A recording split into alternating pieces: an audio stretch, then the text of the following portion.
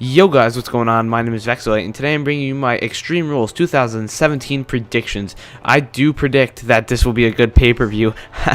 No, but it'll actually be a pretty good pay-per-view. Extreme Rules last year was very good. AJ Styles vs. Roman Reigns was an amazing match with Seth Rollins returning. There's only one match I'm not excited for, and it's the one I'm going to start out with here.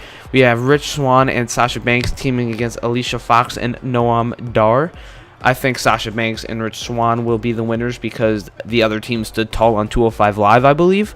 And it's Sasha Banks and Rich Swann. They're going to obviously stand taller than Noam Dar and Alicia Fox.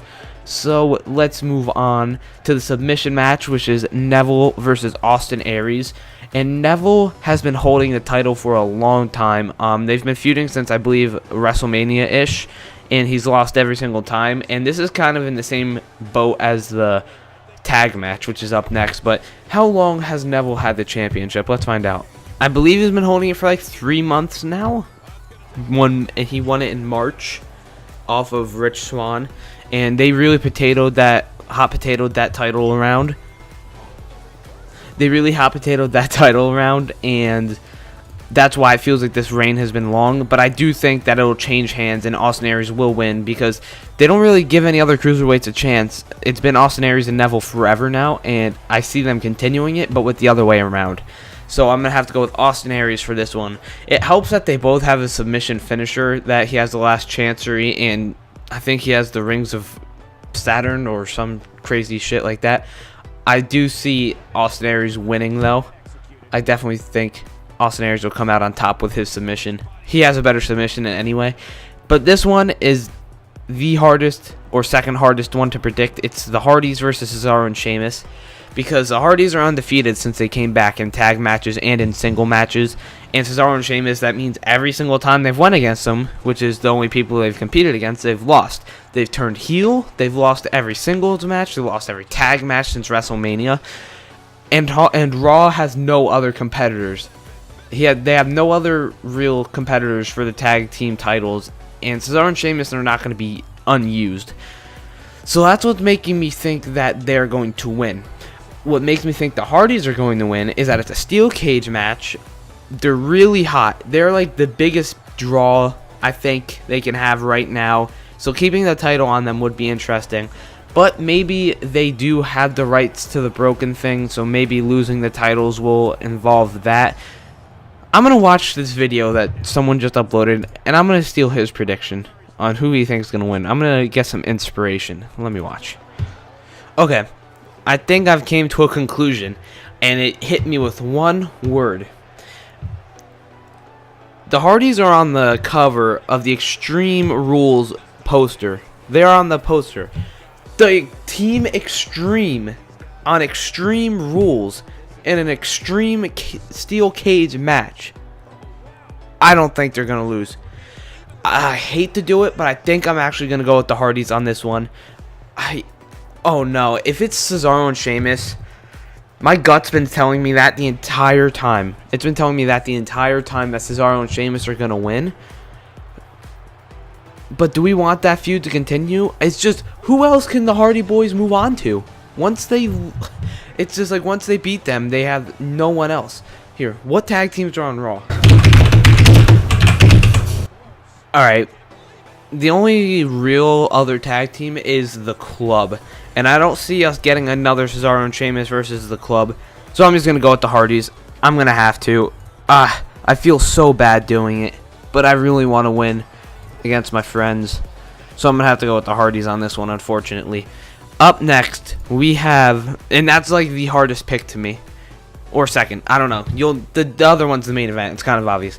Up next, we have Dean Ambrose versus The Miz for the IC title, where if Dean Ambrose gets disqualified, he will lose the championship. Now, they could have added this stipulation for multiple reasons.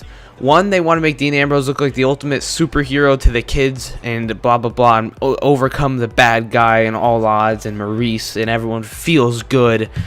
Or they have Miz get more heel heat, and they have him become the Intercontinental Champion like that, and people hate him even more. He does good work with the belt, blah, blah, blah. Or that's the way they start the Dean Ambrose and, I can't remember his name to save my life, Elias Sampson feud, Elias Sampson comes in, and because he was singing in an eye for an eye and blah blah blah, Miz came in and attacked him, got him the win, all that good stuff.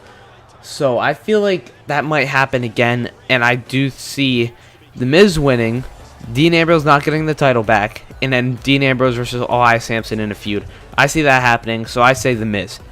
Up next, we have Alexa Bliss, the best woman, the best wrestler in WWE, the best overall everything in WWE right now.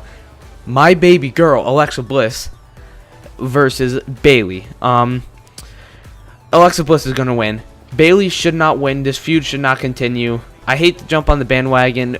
Alexa Bliss did good in the This Is Your Life segment. It's just that the writing was terrible. What did they expect to have happen with that? She made it good. She made it work, and everything that she did was awesome. It's not her fault. I hate when people say she was boring. Like, it's not her fault. She has no decision in what she gets to do in that. She doesn't decide what she gets to say. She doesn't decide what she gets to point out and pick people. Like, that whole segment was not up to her. And people saying that she's terrible for it is just so wrong, because it's nothing to do with her. She worked it as hard as she could, and it wasn't that bad to me, honestly. It was an average Raw segment. People hated it, and that's another reason Alexa Bliss should retain. This feud should be pretty much over. It's been going since the Superstar Shakeup, which is right after WrestleMania. So this Extreme Rules is ending up a lot of WrestleMania feuds. Austin Aries and Neville, the tag team, and this. But I do see Alexa retaining. Yeah. Up next, the main event. Bray Wyatt versus Seth Rollins versus Roman Reigns versus Finn Balor versus Samoa Joe. I'm going to go through every single man. Bray Wyatt, he's not winning. There we go. Seth Rollins, he has a very good chance of winning. Him and Samoa Joe go hand in hand. They're both in the feud that's been from before WrestleMania so long, and they're still running out on each other. Well, Samoa Joe's running out, and they're still, I think it was 2 Raws ago, they even had a match or something like that. I think Samoa Joe ran out, and then Seth Rollins ran out to stop him. Their feud needs to end. It needs to end, and the way it could end is by one of them winning this, being the number 1 contender. One would the Great Balls of the Great Balls of Fire being. So Sunday, when is the Money in the Bank? 18th or the 25th? Either way, so that means that Great Balls of Fire is probably the first pay-per-view in July. And what can a number 1 contender do without the champion there? Either way, I'm getting off the point now. Also, Roman Reigns is not winning because they would not have him. This is the ultimate match they can have him lose, because there's 4 other people. If he, let's say, to make him look strong, because that's what they're going to have do, but not have him win, he gets beat up by all 4 other men, and he's not even involved in the pin or anything. Like, he's completely wasted on the outside. Roman Reigns and Bray Wyatt, they're not winning. That's a lock. But then again, I just explained Seth Rollins and Samoa Joe. And then there's Finn Balor. Finn Balor has been treated differently from every single person here. They did make Finn Balor pretty predictable, though. And lately, WWE hasn't been too predictable. Finn Balor, he never lost the Universal Championship. So maybe this will be his ultimate time. He definitely wouldn't win it back from Brock. That's like a lock. He wouldn't win it back. But I don't know if they're going to have Finn win, because they obviously had huge plans for him with the Universal title. And they are obviously not going to have him take it off of Brock. So if they don't have him win it here, they can have another time where he chases the Universal title again and possibly wins it. So I don't see it being Finn Balor. And that leaves it down to Seth Rollins and Samoa Joe. And that's where I'm stuck. What would Seth Rollins move on to? What would Samoa Joe move on to? What would Finn Balor? What would any of them move on to? I really don't know. Roman Reigns probably for the IC title. Seth Rollins, I have no clue. Samoa Joe, Raw doesn't really care about Samoa Joe, to be honest. They just have him run out on people and do his thing. Wow, this is really hard.